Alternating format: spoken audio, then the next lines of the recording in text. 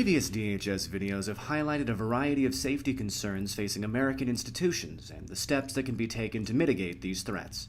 This video builds on those lessons by focusing on the dynamic threats facing America's houses of worship across faiths and the experts who deal with these challenges every day, beginning with the Department of Justice's Community Relations Service and Harpreet Singh Mocha.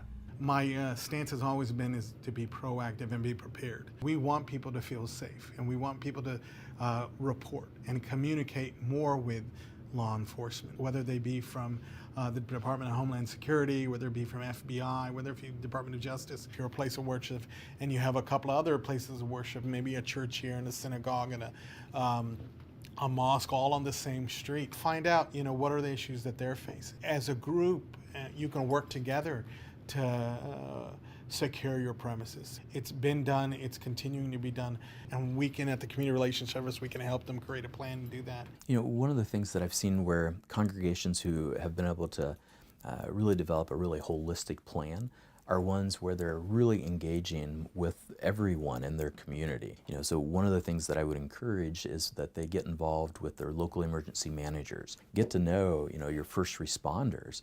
And one of the things oftentimes that churches and other houses of worship are surprised by is that many of those agencies actually would be willing to come out for free and take part of a day and walk around the facility and just help make good changes, and would really encourage that kind of interdisciplinary approach to getting prepared, because each of those different groups that I mentioned are going to have different ways of thinking about this issue. I went in and did training at our Tree of Life synagogue. We talked about that just as we have done every one of our trainings. And we talked about, hey, what are we going to do in the worst case scenario?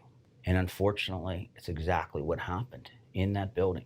In that, it wasn't so much a wake-up call as a call to action. It was a recognition that no matter where you are or how much you do, bad things can happen, and we need to be prepared for it. Working in partnership between local, state, and federal government with our other stakeholders, with other faith-based communities, what we've been able to do is work to really increase the level of preparedness for our community so that they know how we're training and preparing for active threat, active attacks, and we also have an opportunity to hear from them as to how they're going to respond so that there's a full understanding of that. And that familiarity, that understanding allows for more effective response, and it allows us to build communities of trust between the faith-based community and law enforcement. You more often than not fall back to your level of training. And that's what we have to do. We have to train and empower the community. But when do houses of worship need to consider their physical security?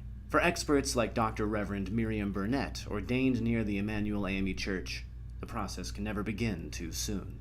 I was ordained with Clemente Pinckney, and he and I are very good friends. We were scheduled to have dinner the very next week at our general board. It was just hard. The ripple effect across the AME Church was just tremendous. And every year we look back and say, we remember the Emmanuel 9. After looking at several disasters that have had both natural and man-made, it became essential to me that we develop a plan. How do we respond? How do we recover? How do we keep people moving in the right direction? We want to be here for people, but we also have to protect ourselves. People of faith are resilient. We have several things in common, but one of them is that our faith gives us the ability to stand back up again. And when we do that collectively, we're better for it. When I look at those shared values, whether they're American values or shared religious values, the amount that we do hold true overrides any of our differences. Standing with our non-Muslim neighbors is a big deal. The Jewish community has been targeted for things that the Muslim community has not been targeted for. Our Sikh community has also been targeted for things that we have not been targeted for. That doesn't make it any different. And in all of those instances, we come together and we stand united. While houses of worship face a number of unique challenges, they also possess a unique perspective into their communities. In collaboration, many believe that engagement with local communities can be an effective tool in mitigating hate-based crime targeting faiths. Oftentimes what we're seeing is that some of those instances are being traced back to hate crime types of issues or significant biases or prejudice that people may have against a particular religious group or faith community. Over the course of the last few years, we've seen a steadily rising trend of mosques around the country that are being targeted by hate. But on the flip side, we've also seen a lot of support for houses of worship as well. We've seen an unprecedented display of solidarity amongst diverse faith communities who are coming together and who are pledging to protect one another against hatred.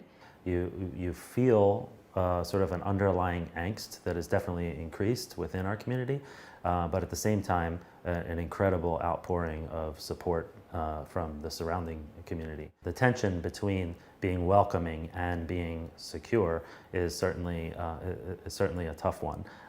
So you want to be welcoming, not just to the surrounding communities, but also it's often better when it's people who are already in the community assisting the security personnel, knowing what's normal, what's not normal, what's from a particular culture, what's not from a culture, that sort of thing. So it's nuanced. If we can love those that are hurting in our community and catch people early on when they are showing signs of trouble and of struggling, that the more we can do to provide support, the more that we can help prevent perhaps somebody going down this path. You know, we're leaning on our Jewish brothers and sisters to say, hey, we really need you in our time of need, or making sure that our Sikh community is not getting targeted for wearing turbans. We're all there for each other. Education and information leads to tolerance. In 2012, trauma therapist Pardeep Singh Kalika lost his father in a shooting targeting the congregation of the Sikh temple in Oak Creek, Wisconsin. Today, Kalika performs lectures with a reformed white supremacist, examining the nature of hate crimes in an attempt to engage with at-risk individuals. The Sikh temple attack happened on August 5th, 2012. A white supremacist shot and killed 6 people. One of those people was my father and temple president. He died in the place that he helped build. And with that, there's this sense of like anger, frustration. And I remember other congregations getting out of Sunday service that Sunday. The mandir coming, you have people from the synagogue, the masjid, the mosque, the church. Even in the depths of anger and sadness, you never forget how people show up for you in your times of vulnerability. What we're doing now is a continuation of the 6 lives lost, and we'll address hate every single time it comes to our doorstep or into our place of sanctuary. We will respond with love, we will respond with compassion, and we will respond with forgiveness. And that forgiveness means that we are not going to lose track of who we are and what we represent to this American fabric and to the world. And so when places of prayer are attacked, you really attack the fabric of that particular community. Continue to do what you need to do. Continue on your mission. All we're saying is just be a little careful, keep an awareness of who's coming in, and just be a little more enlightened about, hey, there are some issues that are beyond our control that we need to take steps to address. The experts featured in this video have outlined a number of steps individuals can undertake to secure houses of worship across the United States.